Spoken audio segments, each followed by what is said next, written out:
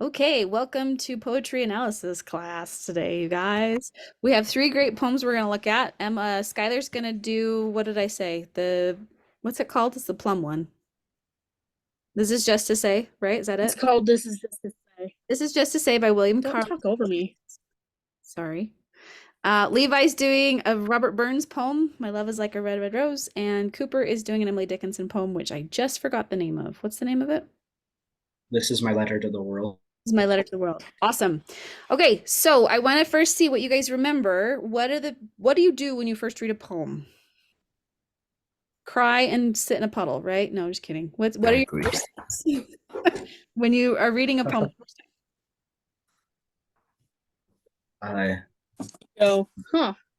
Huh, right? And this is the thing that I was doing a little bit of research and reminding myself, and I came across this guy's video, and he was like, you know what? Enjoy a freaking poem, would you? Not every poem is something that you just really quickly got to get to the meaning and study and then like move on. These poems are meant to be enjoyed. They really are meant to be savored and enjoyed, even when you don't understand everything. Okay, so read it all the way to the end. Be open to it. Let yourself kind of experience the poem, even if you're not understanding it, or even all of it, right? And that's important because sometimes poems are supposed to be mysterious, right? And if you're so worried about, I don't get this, I'm dumb, I don't get this, you're not going to get the experience. Also, the experience helps you understand what it's about, right? So when I read that Emily Dickinson poem about society, there was a lot of assonance in that first. Did you know how much s's sounds there were in that? And I enjoyed that moment. And you're supposed to have those moments that you enjoy about the language. That's a very like base part of poetry. So if you're skipping that because you're going straight to the academics, then you're missing out of the whole point of it, and you're making all the poets roll in their graves. So first, read it, enjoy it, right? Find some things that kind of make you have some feels, right? And notice those things. Okay. So everyone look at your poems for just a minute. And I just want you to call out one spot that gave you some kind of feel. And it could just be a or right? But it could be, I like that, or that makes me think. Okay. I got it. Okay, what's yours? The first two lines of my poem. This is my letter to the world that never wrote to me. Okay, good. What does that make you think of or feel? I I don't know, like whatever comes next is gonna be kind of important just because like if someone doesn't talk to you and then you just talk to them all of a sudden, then there's something going on. Ooh, I like that. Something It big. does have kind of that sense of like anticipation, right? So I like that you were already picking up on that. That's really nice. Good job. All right, who wants to go next? Skylar, what's something that you remarked on in yours? Um, the last stanza or so when it says, "Forgive me, they're delicious, so sweet and so cold." Like, I don't know, something about the phrasing, asking for forgiveness, but not really like saying sorry and just expressing about what you did or whatever. I don't know how to phrase what I'm saying. Well, that's good. And people that aren't online, you missed it because we read what's his name's already, Cooper's already, but we didn't read Skylar's. So let's read that one really fast. I'll share my screen so you guys can see that. Gotta get back to Zoom though. Okay. I think it's this one. Can you see This Is Just to Say? Yes? Okay. Yeah. This Is Just to Say by William Carlos Williams. Now, he's a more modern writer. I say modern. He was old when I read him, but he's more modern than Victorian. So, but a different style. It feels more modern, right? This is just to say, I have eaten the plums that were in the icebox and which you were probably saving for breakfast. Forgive me, they were delicious, so sweet and so cold. Right? And so Skylar said she liked that last stanza, and you liked that it was kind of an apology, but not much more an expression of feeling, correct? Yes, Skylar? Nod. Yes, yes. Good. Yeah, and that is so sweet, so cold, delicious, right? All of those are like forgive me, but don't really forgive me because it was amazing, right? So I love all those words and how they taste. They have kind of a lovely taste to them. All right, let's do Levi's really quick. We'll read it as an introduction, and then he's going to share one part of it that he really connected with or just had some feels about. A red, red rose. Oh, my love is like a red, red rose that's newly sprung in June. Oh, my love is like the melody that's sweetly played in tune. So fair art thou, my bonny lass, so deep in love am I, and I will love thee still, my dear, till all the seas gang dry. Till all the seas gang dry, my dear, and the rocks melt with the sun, I will love thee still, my dear, while the sands o' life shall run. And fare thee weel, O my only love, and fare thee weel a while, and I will come again, my love, though it were 10,000 mile.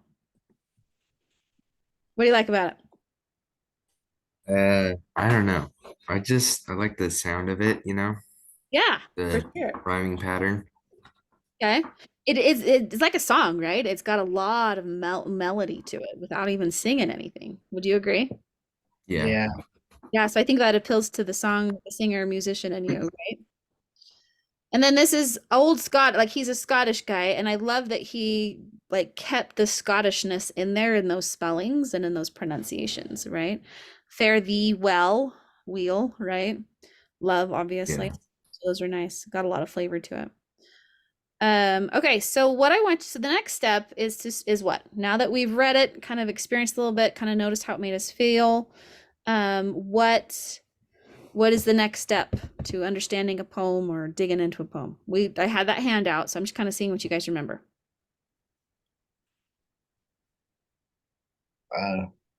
Break it down like with the rhyming and like the breaks Rhyming separate scheme. ideas. Yes. So you're going to now look for the structure. I like to do structure first. So structure means the rhyme scheme. It means looking at the stanzas. It means looking at the enjambments or the end stops, right? Excuse me. It means looking at, is there a rhythm or pentameter to it? Iambic pentameter. We haven't really gone into that because it's kind of mathy and I'd rather not do mathy when I'm in English class. But noticing how many syllables are on a line and where the emphasis is or the emphasis is, all of those things. So I'm hoping you have your poem in front of you. I'm going to give you a few minutes to like dig in and start counting syllables for each line. Look at rhymes, look at end stops, all that stuff. And then the next step, we'll do the other things like alliteration and assonance and aphora, all of those literary devices that we've started to learn about. But first, look at the deeper structure, okay? See what you can figure out. Also, underline or circle any word that you're not 1,000% clear on, okay? That would be all of them because I can only be 100% certain on Oh, any. okay. Well, you know, I was being, wait, stop share. Okay, there we go.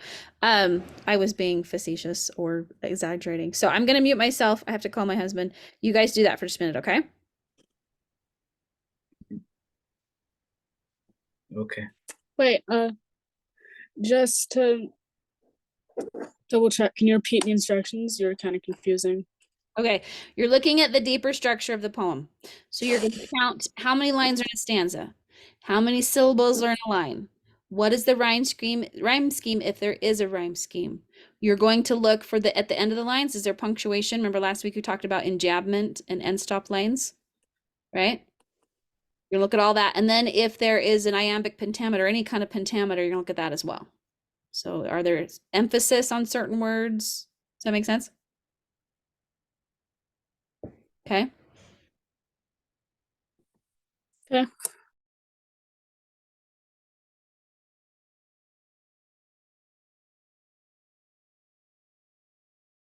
Just need like 20 seconds.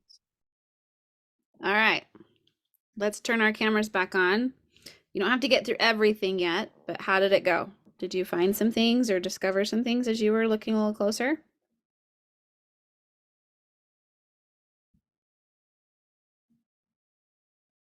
So for Levi, was there anything in the rhyme scheme that was abnormal? I think it's A B C D through the whole. No, Okay. it's A B C B. for the first one, then it's A, B, C, D, and A, B, A, D, A, B, and that's where I got to. Yeah, so I'm looking at, it looks like the first two stanzas have the same rhyme scheme, and then the last two have the same rhyme scheme. And they're similar, that just the second two rhyme more than the first two. Is that what you're saying? Yeah. Yeah. Good. Okay. How about you, Levi? What'd you notice? I mean, sorry, Cooper. Took me a long time. I said the wrong name. Okay. Uh the the first line in the stanzas have different amounts of syllables. Okay. One has 7, one of them have 8, and that's the only difference in the syllables. Okay. It's 8-6-8-6 for the first one, and it's 7-6-8-6 for the second one. Okay. Good. Good. Now, it doesn't necessarily mean anything, but this is something you do to kind of figure out meaning. So when you notice a discrepancy, you have to ask why, right? So for Levi, the question is why do the second stanzas rhyme doubly compared to the first stanzas? What is the effect of more rhyming? And I'll let you guys kind of throw out some ideas. What's the effect of more rhyming? Your brain gets more materials to have fun with. Okay. Yeah, it's exciting to the brain in a different way. What else? It kind of just has like different vibes. Like, Okay. I don't know, if you're reading a rhyming poem, you're just like, oh, this is more like, I wouldn't say that you take it more seriously necessarily, but like, you know, it's just got those different vibes. Okay.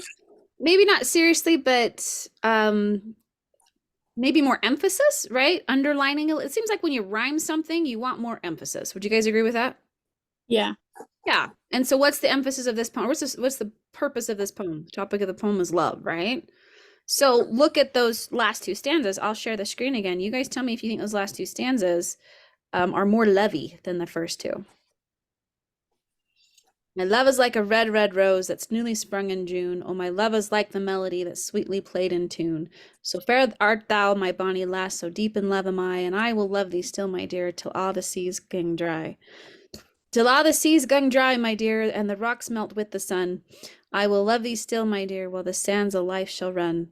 And fare thee well, weal, my only love, and fare thee will a while, and while I come again, my love, though it were 10,000 mile. What do you think? Are the last two like really lovey? Yeah.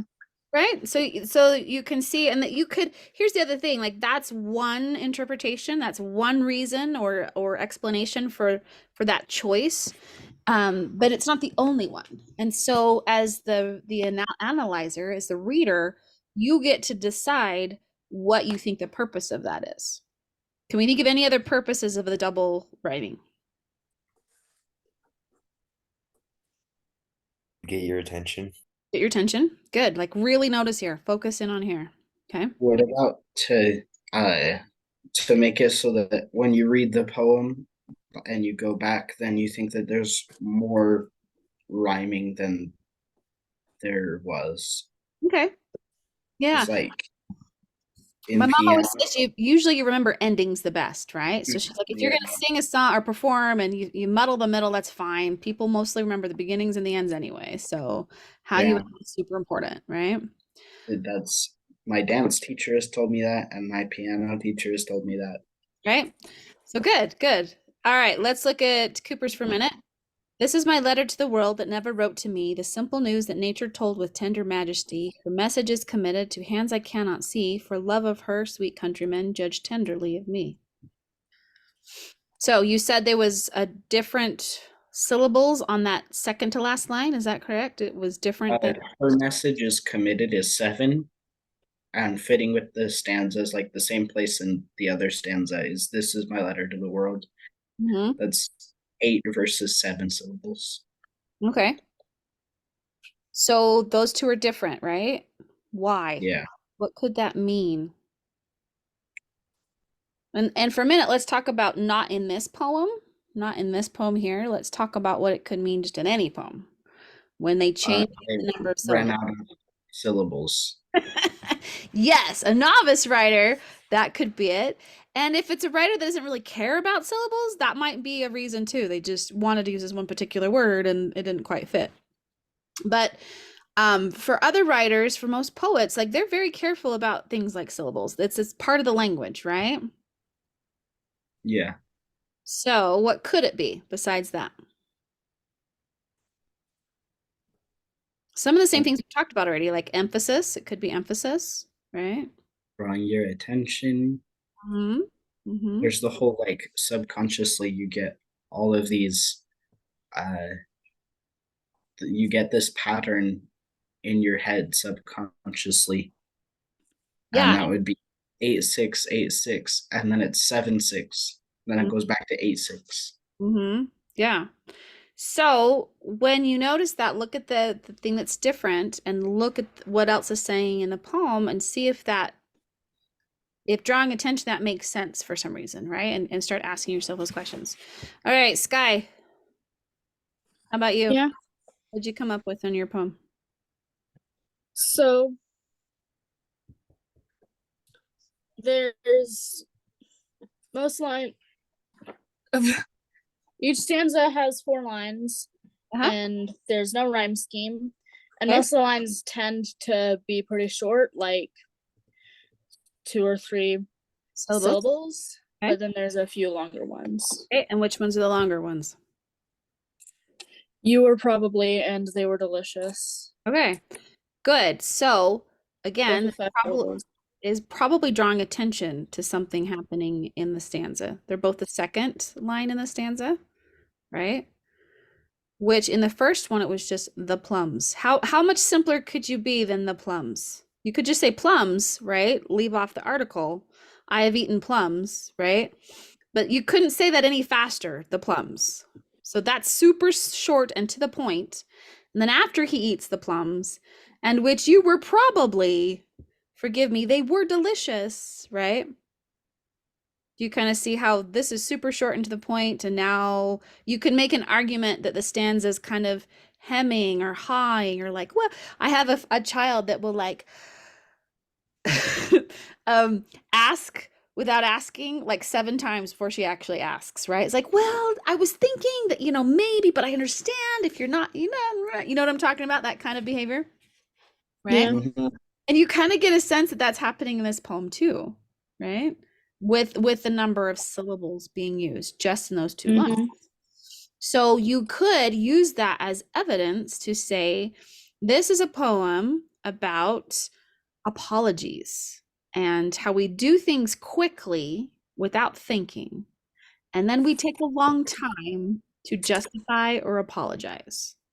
Okay. And you see how that is a interpretation of the poem. And then I'm going to support it by saying, I have eaten the plums is the most direct way to say what happened, right? It's very short, and that second line of that first stanza is super short. The plums, right? As far as syllables go.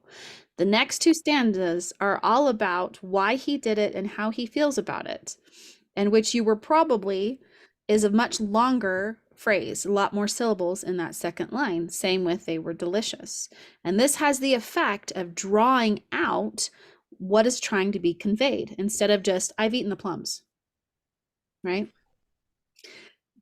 Does that make sense? You see how I'm using the actual structure of the poem, the word choices, how they're put together to say how this now means. And I think that is so interesting and fascinating and fun to do. I really enjoy poetry explication because it's like they're kind of like geometry proofs where you are given this thing to look at and you know all these laws about geometry, and then you have to figure out how to start with what you're given and those laws to get to the end, to what it means, right? And you just, well, this means this, so this means this, and you go down and it's all logical and it's really fun, but it's also still creative because you are pulling the reasons out to make it make sense. I don't like that it has to be so simple steps. With My, geometry? my brain just jumps. Yeah. And I'm not supposed to do that. I know with geometry proofs you have to slow down, but you also have to slow down with poetry. So we use the same skill set. And you're good at poetry, so I think you could figure out geometry proofs too. Okay, good. So now that we've done that, we're not there yet. So I kind of gave an interpretation already, jumped the gun. I don't want you to do an interpretation yet. I was just kind of showing how you could use this information towards the end. Okay. So you have looked at the deeper structure of the poem. Did anybody notice anything about end stop lines or enjambments? I think that pretty much Levi's the one that has the most of those to look at. And maybe 0. work it a little bit. Skylar, you don't have Yeah, any. there's only a few on my poem. That's what I just said. Yeah. So look at those as don't forget to come back to those as we get down the line. But let's jump to the next bit, which I told you to watch those videos on anaphora and what were the other ones? Do you guys remember?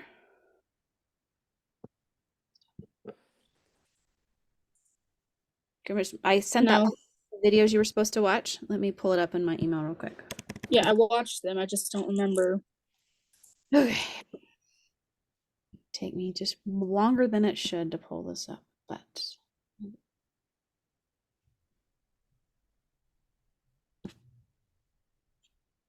okay, here we go. So I wanted you to read or watch a video on anaphora. Do you guys remember what that was? Yeah. It's the one that talked about, I think, I just went blank. Martin Luther King's speech. Do you remember that? That was the repetition, but using it well, right? Yes. Yeah, good. And so anaphora, these are all just like Greek or Latin words or what we now anyway. The Romans went through and like, we're going to describe every possible thing you can do with language and give it a rhetorical name. And so that's where we get some of these words from. But anaphora is one of those. There was a video on line breaks That's nice. and a video on alliteration. And then we've already talked about rhyming in other situations with slant rhymes and internal rhymes and all that kind of thing. There's also assonance, which I think we've talked about before that I didn't make you watch a video on. Are all of these things ringing a bell? Most of them. Most of them? Okay. So what I want you to do, Alliteration again. alliteration is the first sounds of so usually S's consonant sounds. So that one poem I was reading, I I really like this. I got some notes in my poem. Okay, good. So, and it's honestly not as important to me that you can identify the definition of assonance or alliteration, but more that you can see it and you can tell me what's happening because of it. Okay. So we're gonna run out of time here in just a minute. So we're gonna pop off after I finish instructions, and then I'm gonna have you guys set a timer for like 7 minutes to look at the poem again, and now you're gonna look at literary devices, which is anaphora, alliteration, assonance, rhyming, the rhymes, the actual rhymes, and even word choice a little bit. And I want you to start looking for things that could mean things about this poem. Okay. And so, yeah, we'll hop back on at 1:48. We'll be specific. Okay. And then you guys are going to share with what you found. Any questions about that? I don't think so. Okay. See you in 8 minutes. Yep.